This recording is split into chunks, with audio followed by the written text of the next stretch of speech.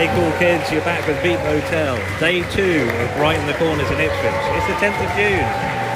You can hear the applause for Anthony Smerick.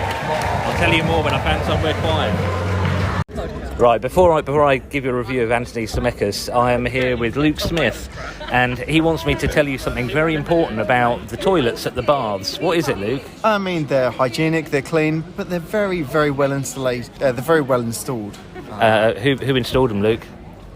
I did. Cool, right, Anthony Smerick. Yeah, we're getting some plugs in here, taking advertising. So Anthony Smerick, very cool, very chill, very, very charismatic, quite funny, very gentle. And it's one of those acts I was surprised at how many of the tracks I knew, actually. There was at least 2 or 3 that I've heard, probably on the A-list on Six Music. But live band, good vibes. I'm always quite impressed at how well some of these acts managed to do, considering they're playing. Well, Anthony Smerick just played at 4 o'clock, roughly, on a very hot and sunny Saturday afternoon here in Ipswich. I think it was at St Stephen's, which is a recently converted church, and it was really hot in there because it's fucking hot today. I think it's the only time I've ever been hot in a church, but it's a better last church experience than Anthony Smerick had. Apparently last time he was in a church he shared with the crowd, he was macked in the forehead with a massive crucifix. So, no crucifix accidents here, and now we're going to move on to another venue for another gig. Thanks for tuning in again. Let's get on with it. Right, we're still talking about the toilets at the baths, because Luke's but he just made a very good point. The baths is like Norwich waterfront, similar 400 capacity, which is same as Norwich, isn't it? Absolutely. But it's nicer because it's got air conditioning and the sweat doesn't drip off the ceilings. Yeah, and it hasn't got that dirty, grimy vibe that Norwich has. Dirty, grimy vibe. That must be the most Spinal Tap thing you've said to me for a while. A dirty, grimy vibe. I don't know, the floor was a bit sticky last night. Oh, the floor. I'm not going to keep going on about it because I mentioned on the podcast last night I had a fall at the Corn Exchange. I'm going to stop recording now, otherwise you'll just hear about it again.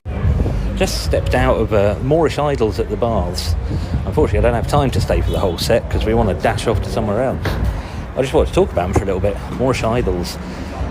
Part of a class of band that just seems to really have their shit together. I don't remember there being many bands like this in the past, but they play a sort of 80s power pop kind of vibe, maybe a little bit like Alt J or something as well. Very, very cool. Nice to hear a saxophone and surprising to hear a flute. Now, Moorish Idols is one of the many bands that I've noticed at this festival who are playing Fender offset guitars, just for a geek note rather. And I don't know if everyone had a meeting, but they all seem to be using them. So like the Jazzmaster or the Jaguar, or I can't tell the difference between them. But yeah, Moorish Idols, well worth a look. I'm gonna look them up when I get home. Nice thing about festivals like this, seeing so many bands, even if I can't stay for the whole set, it's like window shopping for later investigation. But Moorish Idols at the bars, very cool. We're now heading back to St Stephen's Church, which is going to be hot, to watch Deathcrash. And I can't remember anything about Deathcrash, so hopefully the next little bit of this podcast episode will be me telling you exactly what they're like. Deathcrash at St Stephen's. That was cool as hell. They make some very sexy noises. So outside now to talk about Deathcrash. Bit of a highlight so far. Quite surprised. They were billed as something that's emotional and building into something larger, which they absolutely do, but they do the light and the dark without making you sit around and wait for it for a long time. And they started with a fairly light sound, not a million miles away from the sort of band you might have heard playing in the Bronze and Buffy the Vampire Slayer, but very quickly developed into something far heavier. Proof again that you don't have to be down-tuned to hell to be heavy. My wife said they sound a bit like Biffy Clyro, and she's sitting deliberately distanced from me so that I don't ask her to speak. Yeah, she's saying nothing at all. Anyway, Deathcrash, very cool. Some bits reminded me a bit of... What did you say? Mogwai, there we go. Yep, brilliant stuff. This is a good festival. Right, so from St Stephen's, we are now heading to... Corn Exchange.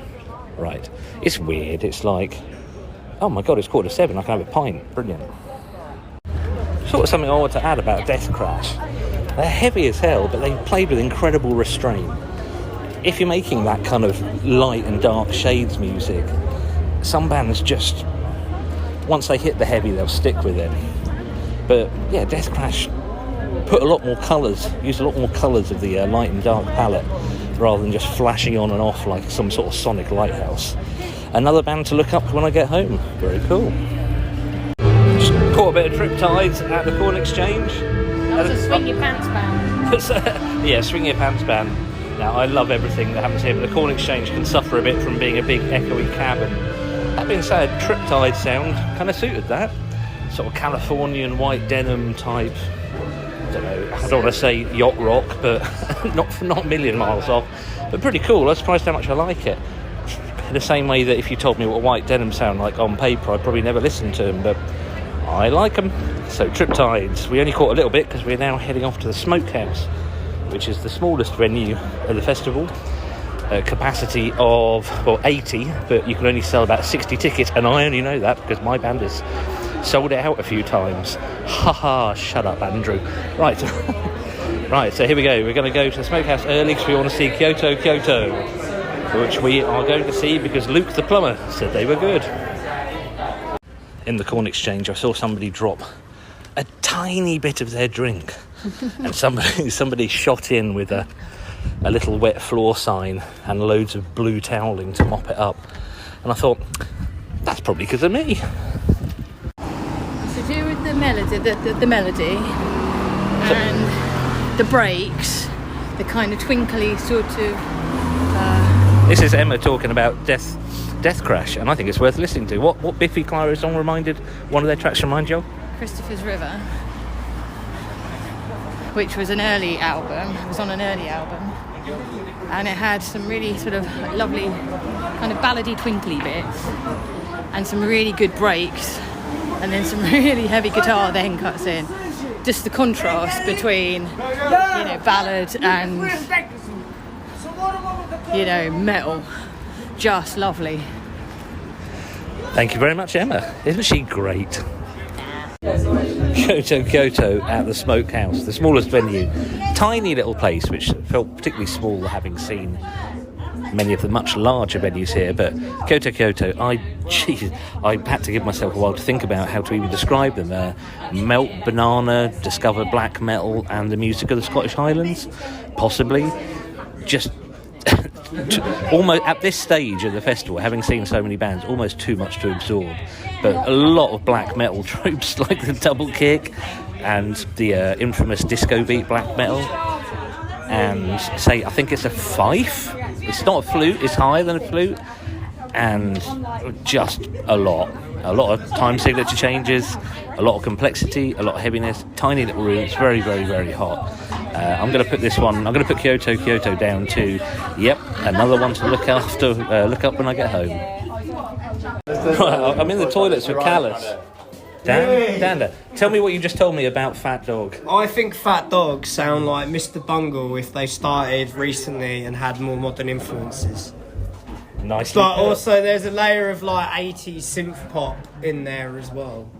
And just a festival band. If you're going to form a band to deliberately play at 1 or 2 a.m. at a festival. Their intro was cocky as well. I thought this band... I like that. But yeah, well that's what I mean. It's you best fucking... if you come in and you're shit, you're going to be fucked in my view. But actually they were really good, and they had really good stage presence. I was genuinely when you see bands dressed up, you also a little bit am I going to have fun, or is this just going to make me want to dig a grave for them and bury them on their behalf? Because it is comedy, isn't it? You can never tell whether it's going to be this is really good.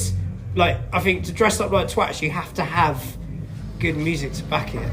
And yes, I am saying they're dressed up like twats because they know they're dressed up like twats. Of course they do. They love it.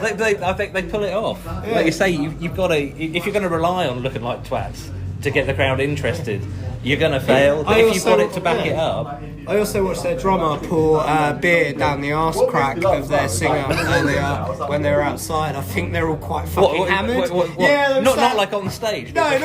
Yeah, before they were all sat outside and his bum crack was hanging out. He goes, "Oh, watch this," and he just poured beer down his arse crack. And he was in hysterics, and the rest of the band didn't find it funny whatsoever.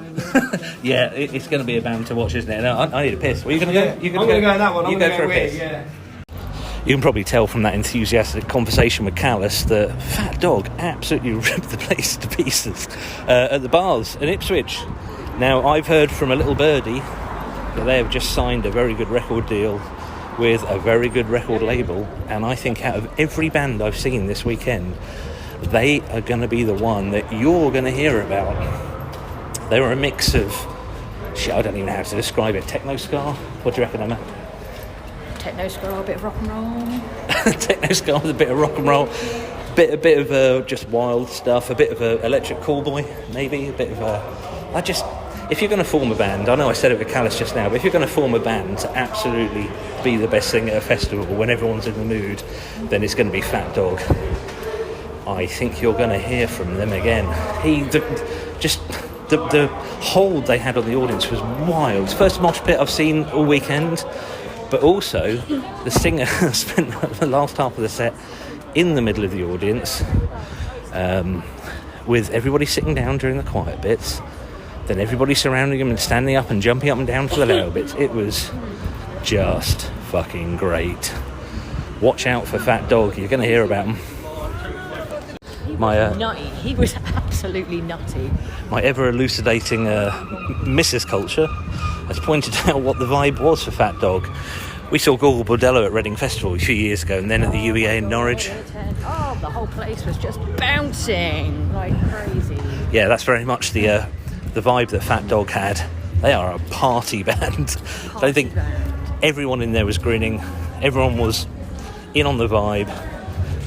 Yeah, cool. Right, on to the next thing. I think we're aiming for Rosie Plain. Right, we're in St Stephen's now, just in Karma Sheen. Now, we've gone from techno-ska of Fat Dog to Hindustani psych rock. Yeah. Some guy shredding a sitar and playing a theremin, and just all-round good vibes. And the nice thing is, the singer of this band, of Karma Sheen, I've seen him at so many of the other band's performances today, absolutely going for it. Really cool. What a great festival. I'm running out of superlatives, so I'm going to press stop and go and have a wee.